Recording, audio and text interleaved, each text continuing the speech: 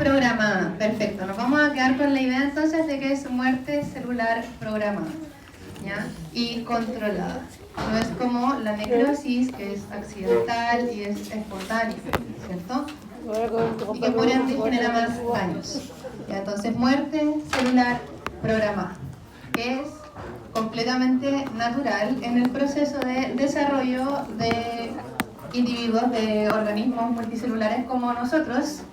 En la imagen lo que pueden ver es una foto de las patas de un ratón, ¿ya? En la parte A de la imagen pueden ver las células apoptóticas, acá, ¿cierto? Que se encuentran en la zona del tejido interdigital, es decir, entre los dedos, ¿ya? Lo que ocurre acá es que para el cuerpo es más eficiente generar un tejido continuo, ¿cierto? Y después esculpir los dedos. ¿Y cómo se esculpen los dedos? Mediante apoptosis. Todas las células que se encuentran acá van a incurrir en apoptosis y eso va a permitir que los dedos queden separados, ¿ya? En este ejemplo es un ratón, pero esto ocurre también en humanos, en otros mamíferos, ocurre en las patas de las aves, etcétera, etcétera. Hay un montón de ejemplos de apoptosis y lo importante de esto es que entiendan que es un proceso natural, ¿ya? También se ve, por ejemplo, bueno, acá tienen específicamente marcadas las células que van a incurrir en apoptosis. Esto puede ser un marcador que detecte, por ejemplo, cortes en el ADN, la liberación de alguna proteína proapoptótica. Vamos a ver más adelante ejemplos de esto para que se entienda a cabalidad. Pero esas células se pueden marcar y en este caso con inmunofluorescencia se observa perfectamente el tramo interdigital que va a ser eliminado por apoptosis, ¿ya? Un ejemplo muy claro es la eliminación de la cola en renacuajos en la metamorfosis a sapo o rana. Esto es algo que ocurre en ambas especies.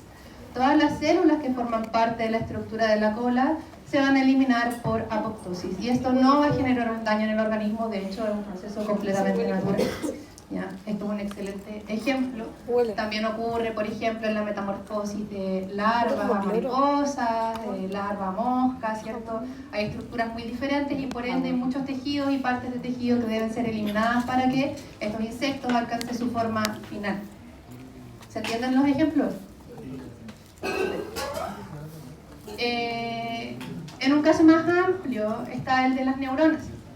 Las neuronas en los embriones se producen en exceso y se producen en exceso para asegurar de que la cantidad necesaria de neuronas tenga conexión con sus células diana, ¿ya? Para que esta conexión ocurra al 100%, se producen neuronas en exceso y esas neuronas que finalmente no generan conexión con las células diana incurren también en apoptosis, ¿ya? Esto, por ejemplo, también pasa en otros tejidos del cuerpo, pasa con las glándulas mamarias. Hay mucho tejido mamario que posterior al periodo de amamantar, ¿cierto? Cuando esas células ya no están cumpliendo sus funciones, incurren también en apoptosis. Si buscan ejemplos van a encontrar un montón que aplican a todas las especies. Y a todas las especies poseen mecanismos apoptóticos. Pero ¿cómo ocurre esto? ¿Han escuchado hablar de las caspasas? Sí. ¿Sí? ¿Relacionado a apoptosis también? O sea, no, apoptosis. Ya. Vamos a partir entonces de la base. Las caspasas son enzimas proteasas. ¿Qué significa que sean proteasas? Que degradan proteínas, perfecto. Tienen actividad sobre proteínas, pueden generar cortes sobre proteínas. Y las caspasas son agentes centrales en la apoptosis. La apoptosis no ocurre sin caspasas, ¿ya? Pero, ¿cómo se encuentran en la célula? Porque ustedes dirán, ya, ok, si es que hay caspasas en la célula hace apoptosis así nomás todo el rato. No es tan sencillo. Las caspasas se encuentran en su forma inactiva en el citosol de la célula como procaspasas, ya que es esta forma que ustedes ven acá. Así como están, no tienen la capacidad de escindir proteínas, ¿ya? Y estas ustedes las pueden encontrar libres en el citosol de las células. Se producen y se encuentran ahí, o sea que son producidas por ribosomas libres, ¿ya? Pero ¿qué pasa? Frente a una señal apoptótica, a un estímulo apoptótico, que puede ser daño en el DNA, daño mitocondrial, estrés oxidativo, entre otros, frente a un estímulo que indica que la célula tiene que incurrir en apoptosis, estas procaspasas van a convertirse en caspasas. ¿Cómo va a ocurrir eso? Si ven acá, las procaspasas tienen una estructura alargada, ¿cierto? Y tienen un prodominio, que es la parte superior, que está en su extremo terminal N, que va a variar dependiendo de la caspasa. Vamos a hablar más adelante de los tipos de caspasa. Y por proximidad, es decir, cuando dos de estas caspasas se acercan, también vamos a ver más adelante cómo, pero cuando están cerca, se escinden, ¿ya? Una corta a la otra, es decir, ocurre un corte cruzado en los sitios de escisión, se liberan los prodominios y ocurre un cambio conformacional que permite que la caspasa quede en su forma activa, es decir, con dos subunidades grandes y dos subunidades pequeñas, tal como se ve acá.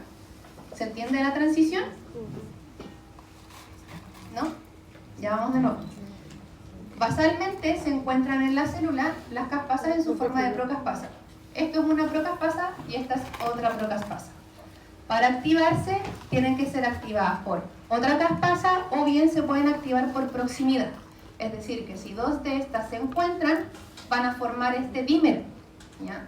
Se van a escindir en sus sitios de escisión, los prodominios van a ser liberados y la caspasa va a sufrir este cambio conformacional al final, que es formar su forma activa, ¿ya? Es decir, se corta aquí, se liberan los prodominios y se ensambla, ¿ya? ¿Se entiende? La caspasa es la activa. Claro, la procaspasa es la forma inactiva y la caspasa es la forma activa.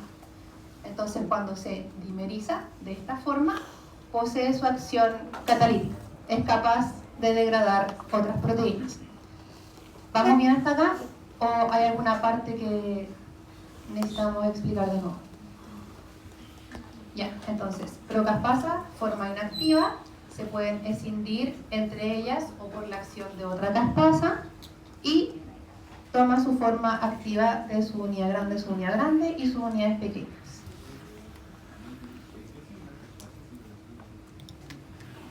Vamos a ver bien ahora en detalle esa parte. Entonces, sabemos que son centrales en la apoptosis, pero ¿qué hacen? Bueno, depende. Hay dos tipos de caspasas. Están las caspasas que son iniciadoras y las caspasas que son ejecutoras, ¿ya? Las primeras caspasas en la cascada de la apoptosis son las iniciadoras, ¿ya? Que como vimos antes, cuando tenemos dos procaspasas por proximidad, van a tomar su forma activa, ¿cierto? Se van a cortar, van a quedar de esta forma, y las iniciadoras son las encargadas de activar a las ejecutoras. Es decir, estas van a interactuar y van a permitir la formación de las ejecutoras para que las ejecutoras finalmente generen el proceso de apoptosis. Las ejecutoras son las que se encargan de la escisión de proteínas citosólicas, es decir, las que se van a encargar de cortar el citoesqueleto, cortar las enzimas y todo el contenido proteico que está en la célula, de forma ordenada para incurrir en apoptosis finalmente. Y hay otras caspasas que también son ejecutoras, que son las encargadas de la escisión de láminas nucleares en específico, para el desensamblaje del núcleo, ¿ya? Entonces, nuevamente, tenemos caspasas iniciadoras que se van a activar por proximidad y su función es activar a las ejecutoras. Y las ejecutoras son el conjunto de caspasas que se encargan de cortar las proteínas de la célula para incurrir en apoptosis, ¿ya? Vamos a ver más adelante porque creo que en el PPT se mencionan algunos números. Tenemos en caspasas iniciadoras, déjenme chequearlo para no mentirles, igual sale más adelante en el PPT. Muy frío. No sé en lugar que te coja almorzar con... Tenemos como caspasas iniciadoras, si no me equivoco, lo vamos a verificar, la 3, 6 y 7, y en ejecutoras la 8, 9 y 10. Más adelante sale el PPT y ahí se los confirmo, ¿ya? Pero son diferentes y varían en su prodominio. El prodominio hace la distinción, ¿se acuerdan de esta parte? El largo del prodominio diferencia a las iniciadoras y a las ejecutoras, ¿ya? Y por supuesto hay diferencias específicas entre cada caspasa numerada, pero no vamos a ahondar en tanto detalle. Lo importante es que sepan que están las iniciadoras y las ejecutoras. ¿Se entiende la diferencia entre ambas? Súper. Ahora, la apoptosis es un proceso que puede ocurrir mediante la activación por dos vías, ¿ya? La diferencia es cómo la célula recibe las señales de que debe comenzar con este proceso. La primera vía que vamos a ver es la vía extrínseca. Se llama extrínseca porque la activación proviene desde afuera de la célula, ¿ya? En este caso, lo que se ve en la imagen es que un linfocito citotóxico corta un ligando de paz. ¿Y a qué se refiere esto? Es un ligando específico para un receptor de muerte transmembrana que se encuentra en las células. Este receptor de muerte no siempre está activo, depende del tipo celular. Hay células que lo expresan basalmente y hay células que lo van a expresar si se cumplen ciertos requisitos, ¿ya? Pero es un receptor transmembrana que responde a este ligando. En este caso, la célula es un linfocito citotóxico, pero pueden ser otras células. Este es el caso más típico. Entonces, ¿qué va a suceder? Cuando el ligando de FAS se encuentre con su receptor de muerte FAS, esto va a desencadenar una serie de interacciones que van a permitir la apoptosis. En específico, cuando estos dos interactúen, se va a reclutar una proteína adaptadora que se llama FAD, ¿ya? Lo que hace FAD es que interactúa con el dominio intracelular del receptor de muerte FAS, interactúan como se ve acá, y además de este dominio de muerte, posee un dominio efector de muerte, la proteína FAD. Ese dominio efector de muerte es afín con un prodominio de las procaspasas. ¿Se acuerdan que vimos que tenía un prodominio? Bueno, las procaspasas 8 y 10, creo que se los dije al revés, pero 8 y 10 son iniciadoras, ¿ya? Aquí está la prueba. 8 y 10 poseen un dominio que también es efector de muerte, que es afín a la proteína FAD. Entonces, ¿qué va a pasar? Que se van a acoplar, se va a generar este complejo que se llama DISC, ¿cierto? Eso es Death Inducing Signaling Complex, esas son las siglas en inglés, que es complejo inductor de señalización de muerte. Se va a formar este complejo y las caspasas van a quedar cerca, ¿ya? Este complejo permite que las caspasas se encuentren próximas. ¿Y qué va a pasar cuando las caspasas se encuentren próximas? Se van a dimerizar y van a poder formar este complejo activo, ¿cierto? Entonces, empezando de nuevo desde arriba, el ligando se une con su receptor de muerte, se recluta la proteína adaptadora que permite la unión de las procaspasas mediante su prodominio, que contiene un dominio efector de muerte, y esto va a permitir que se forme el complejo DISC, que a su vez permite que las procaspasas se aproximen y por ende se van a dimerizar y van a tomar su forma activa, ¿ya? Recalcar que en este caso de la vía extrínseca participan las procaspasas 8 y 10, que fe de ratas, antes se les dije creo que al revés, pero 8 y 10 para la vía extrínseca son las caspasas iniciadoras, ¿ya? Entonces, ¿qué va a pasar? Se van a activar caspasas 8 y 10 activadas, y estas son las iniciadoras que van a poder activar a su vez a las ejecutoras. ¿Queda claro? Ya. Esta es la vía de activación de la apoptosis extrínseca. Ya después de esto, por supuesto, viene la escisión de proteínas, se ensambla el núcleo, etcétera, etcétera. Hay otra vía, que es la vía intrínseca, que hace alusión a que el proceso se activa desde dentro de la célula. Uy, ¿qué pasa? ¿Spoilers? Ah, no, aquí empiezo. Ya, perfecto. ¿Qué tenemos acá?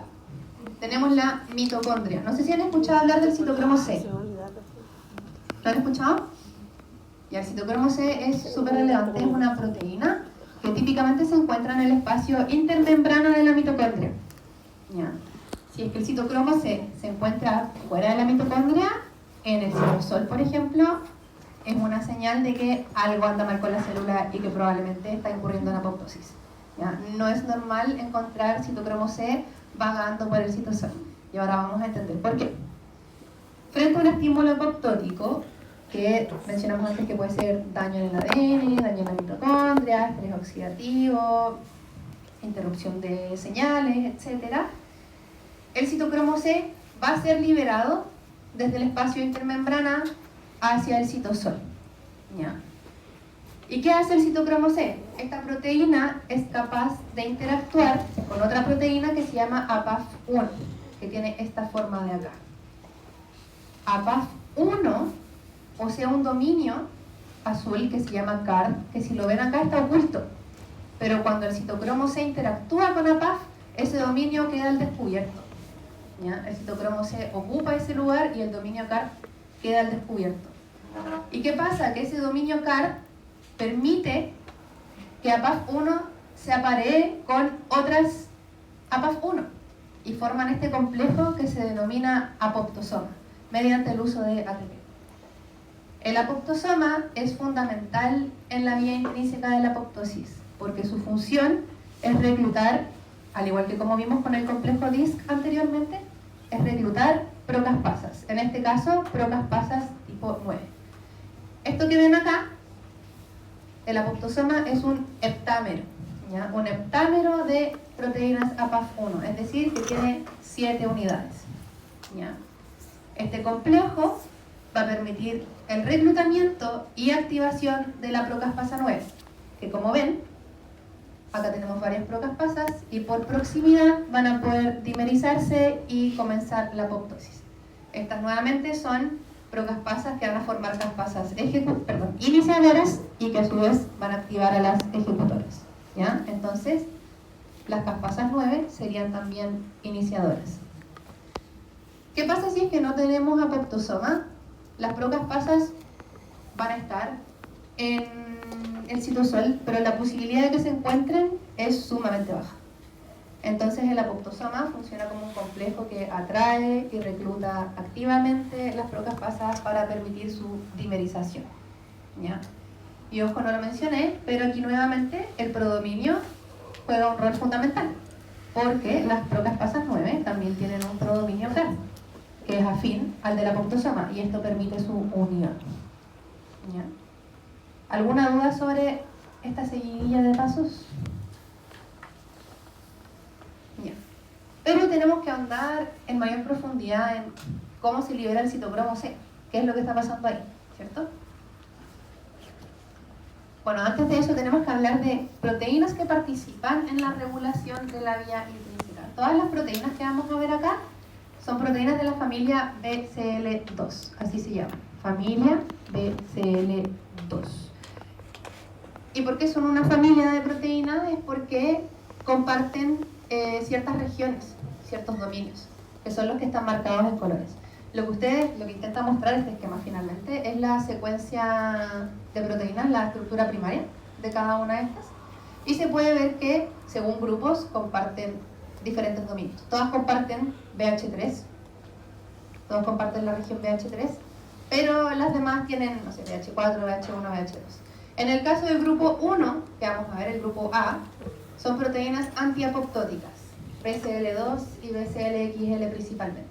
¿Qué significa que sean, son antiapoptóticas? ¿Qué significa que sean antiapoptóticas?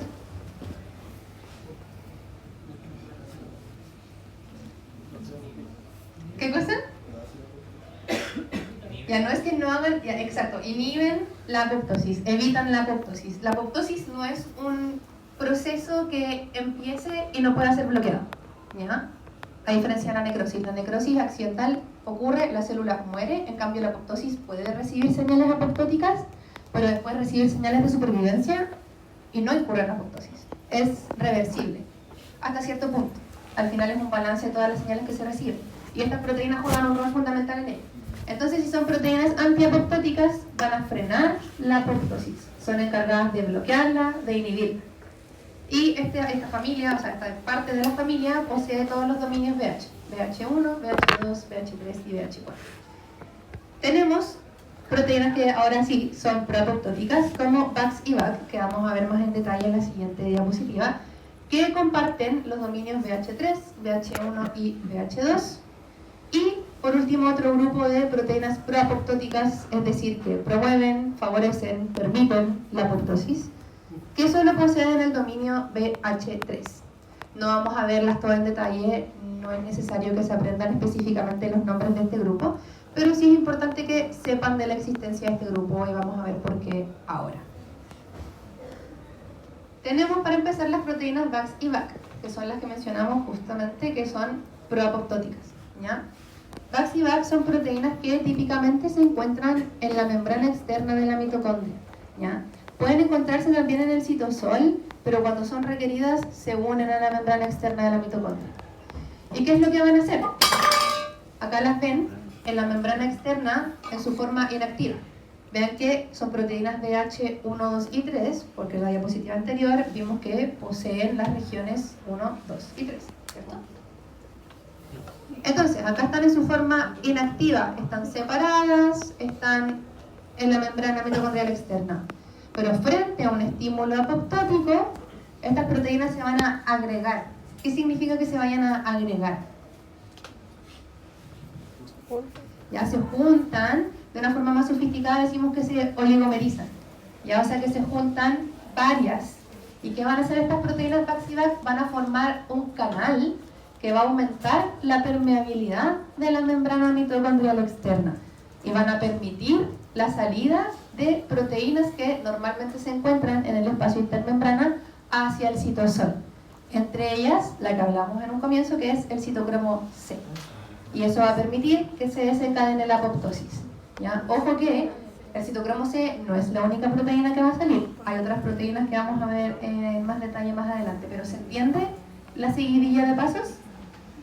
Frente a un estímulo apoptótico, se oligomerizan, forman canales y proteínas como el citocromo C, que desencadenan la apoptosis, se encuentran libres en el citosol y ocurre lo que vimos anteriormente de que se encuentra con APAF1, forma el apoptosoma, se activan las caspasas iniciadoras y después las ejecutores. ¿Sí? Ya, si en algún momento sienten que esto va muy rápido o algo no se entiende, siéntanse en total libertad de preguntar. ¿Las proteínas son exclusivas de una vía, como dice la actriz, o de ambas? ¿Qué proteínas? Las que de lista que vimos antes. Ah, estas son proteínas reguladoras de la vía intrínseca. Sí, específicamente de la vía intrínseca. ¿Alguna otra consulta? Aumenta permeabilidad. Aumentan la permeabilidad de la membrana externa mitocondrial porque forman especies de canales que permiten el paso de las proteínas hacia afuera. Exacto, sí. VAX y VAC son las proteínas que se encuentran acá. Cuando dice proteína BH123, son VAX y VAC. Porque esos son los dominios que vimos antes que poseen. Acá. 1, 2, 3, VAX y VAC. Entonces, claro, estas mismas, que aquí están en su forma inactiva, cuando se activan se oligomerizan. VAX y VAC. ¿Alguna otra consulta antes de proceder? Sí, porque no se veía Ya. muy borroso. Y entonces se le ponía. Ahora. ¿Alguien dijo pregunta? Como que le ponía una parte Es lo que sí. Ya. En la forma basal no apoptótica de la célula está siempre activa la proteína antiapoptótica BCL2. ¿Ya? Recordemos que tanto BCL2 como BCLXL son antiapoptóticas, es decir, bloquean la apoptosis. La función de estas proteínas, como ustedes ven acá, es inhibir la oligomerización de VAX y VAC. ¿Ya? Entonces se encuentran cercanas a la membrana mitocondrial externa y evita que se oligomericen. ¿Ya? Evita la formación de canales y por ende evita la salida de citocromo C hacia el citosol. ¿Ya? Entonces la proteína BCL2 y BCLXL cumplen la misma función, que es bloqueo de la oligomerización y que las proteínas VAX y VAC se mantengan inactivas. ¿Ya? Esto podríamos decir que es lo que ocurre en el estado basal de las células, cuando no están incurriendo en apoptosis. Pero ¿qué pasa? ¿Que se acuerdan que había otro grupo de proteínas proapoptóticas? Las que solamente tenían el dominio BH3. Vamos a volvernos para revisarlo. Ya hablamos de estas y ahora entran en el juego las proteínas proapoptóticas solo BH3, que tienen este dominio BH3. ¿Ya? Estas proteínas proapoptóticas secuestran a las proteínas BCL2 y a las proteínas BCLXL. Es decir, inhiben el efecto inhibitorio de la oligomerización, las bloquean Y eso permite que las proteínas VAX y VAC puedan agregarse y el citocromo C se libere hacia el citosol. ¿Ya? Esto que está acá es un secuestro de la proteína antiapoptótica y por ende es un efecto proapoptótico. ¿Se entiende? La función de las proteínas solo BH3 secuestran a las proteínas BCL2 o BCLXL, lo que permite la oligomerización de las proteínas VAX y VAC, formación de canales, aumenta la permeabilidad de la membrana externa mitocondrial y se libera citocromo C y otras proteínas del espacio intermembrana. ¿Sí? Bueno. ¿Solo la CIDA? ¿Qué pasa con esa proteína inhibida? ¿Queda ahí y se puede volver a activar en algún momento? Se puede volver a activar en algún momento. Si es que se reciben señales de supervivencia, por ejemplo, este bloqueo se puede cancelar.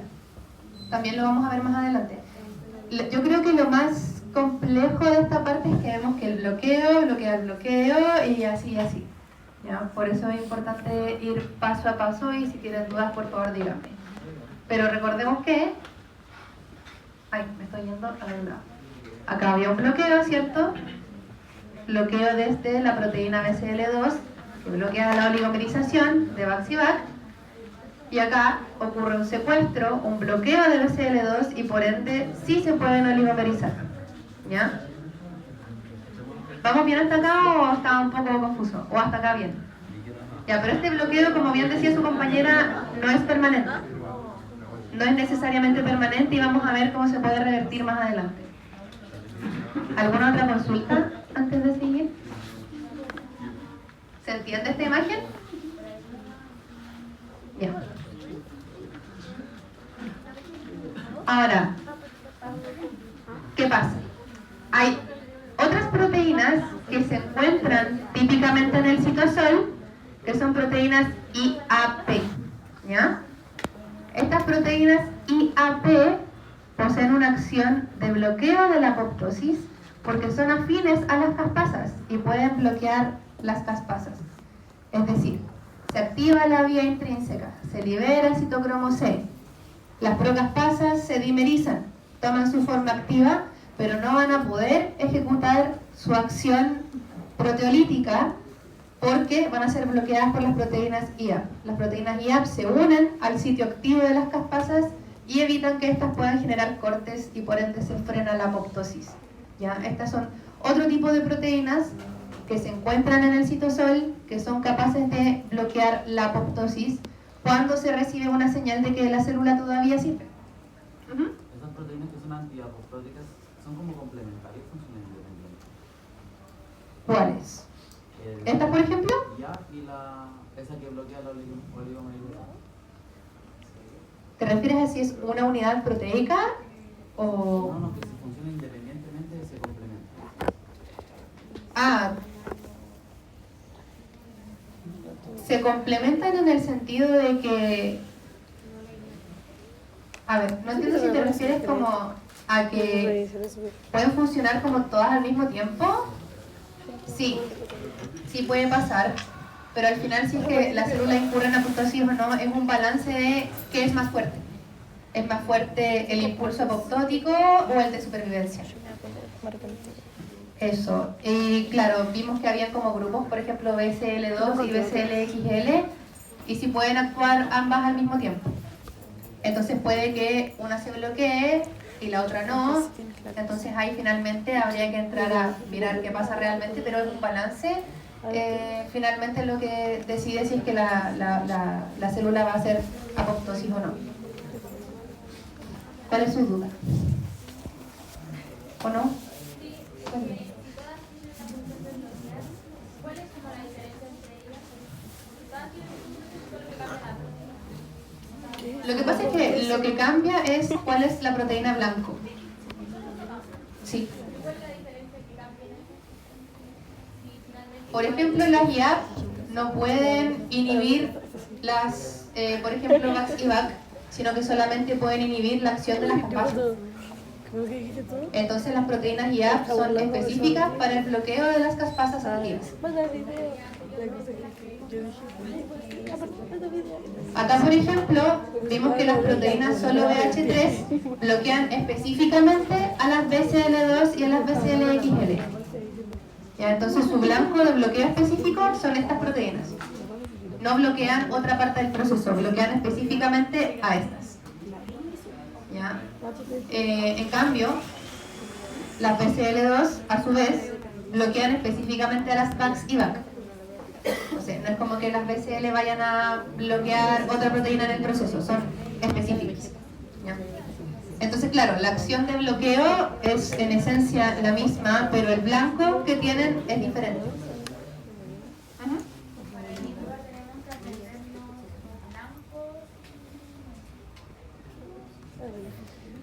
Yo les recomendaría para su solemne tener en consideración cuál es la función de estas dos en específico, estas dos en específico, y en general que las solo BH3 son las que se encargan de secuestrar a estas dos. ¿Ya? No tienen que aprenderse los nombres de estas porque son muchas y es innecesario, pero las que están acá sí, porque son pocas. ¿Ya? Y lo más importante es su función general. BCL2, BCLXL bloquean VAX y VAC. Proteínas solo BH3 se encargan de bloquear a BCL2, BCLXL. Y como ya hablamos, VAX y VAC forman los poros que aumentan la permeabilidad de la membrana externa y permiten la liberación del citocromo C. Ahora, llegamos acá, en las proteínas IAP, que cumplen una función de bloqueo también, pero diferente porque no bloquean proteínas de membrana ni asociadas, sino que bloquean directamente a las caspasas. ¿Ya? La síntesis de estas proteínas se puede regular mediante factores de supervivencia. Si es que la célula recibe señales de supervivencia, se puede aumentar la transcripción de estos genes y por ende la traducción de estas proteínas. ¿Ya? Ese es un ejemplo de regulación. Sin embargo, y acá vamos a seguir un poco con los bloqueos, ¿se acuerdan que yo les dije que había más proteínas en el espacio intermembrana aparte del citocromo C? Ya, una de esas proteínas es una proteína anti-IAP, que bloquea a las proteínas IAP y evita que las proteínas IAP se unan a las caspasas. Entonces las proteínas anti-IAP son proapoptóticas, porque defienden a las caspasas de las proteínas IAP. ¿Se entiende esta parte? Perfecto. Exacto. Aquí se ve un poco la regulación que yo les mencionaba por factores de supervivencia.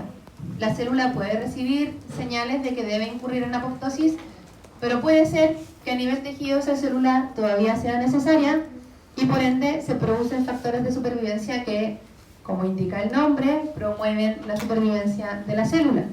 Estos factores de supervivencia típicamente tienen receptores en la membrana plasmática y estos receptores son típicamente transmembrana y poseen un dominio exterior y un dominio interior. El dominio exterior, por supuesto, es el que se activa con la recepción del ligando, que sería el factor de supervivencia, y el dominio interior, ¿cierto?, al interior de la célula, se encarga de desencadenar una serie de interacciones que van a promover la supervivencia de la célula. En el caso A, vemos que el dominio interior del receptor va a generar una cascada de interacciones que va a permitir que proteínas reguladoras aumenten la transcripción de genes relacionados a la supervivencia de la célula. Como vimos anteriormente, una de las proteínas que se relacionan con la supervivencia de la célula son las BCL2. Entonces este factor va a hacer que se formen más ARN mensajeros que codifican para esta proteína, aumentando a su vez la traducción de esta proteína. Es decir, se van a producir en mayor cantidad las proteínas BCL2. Y como vamos a tener abundancia de proteínas BCL2, van a poder bloquear a VAX y VAC y la vía intrínseca se va a cortar. ¿Sí? hay un dominio, hay factores de supervivencia que típicamente son proteínas, ¿ya? Esas proteínas pueden interactuar con receptores de supervivencia que se encuentran en la membrana plasmática de las células. Puede ser que una célula reciba la señal de que debe incurrir en apoptosis, pero a nivel tejido, por ejemplo, esta célula siga siendo necesaria. Entonces se va a intentar frenar el proceso apoptótico. El factor de supervivencia va a interactuar con el receptor en la membrana de esta célula, y cuando ese receptor se activa, posee un dominio intracelular que va a activar una serie de proteínas e interacciones que en este caso específico, en el DA, va a permitir la activación de una proteína reguladora de genes. ¿Qué va a hacer esta proteína? Esta proteína va a activar la transcripción o va a aumentar la transcripción de genes asociados a proteínas de supervivencia como BCL2. Entonces, esta proteína reguladora se une al ADN, aumenta la transcripción de RNA. ¿Se acuerdan que vieron? No sé si lo vieron, las secuencias como enhancer y activadores, etcétera? ¿No? Ya, ok. Existen proteínas capaces de promover la transcripción de ciertos genes. Este es un ejemplo. Esta proteína se va a unir a una secuencia estimuladora y va a hacer que un gen en específico se transcriba en mayor cantidad. Va a promover la transcripción de un gen específico. ¿Y de qué gen? Del gen que codifica para la proteína BCL2. ¿Ya? Entonces se va a aumentar la traducción de BCL2 porque van a haber muchos ARN mensajeros que codifican para esta proteína y por ende se van a formar muchas de estas proteínas y van a poder bloquear la apoptosis.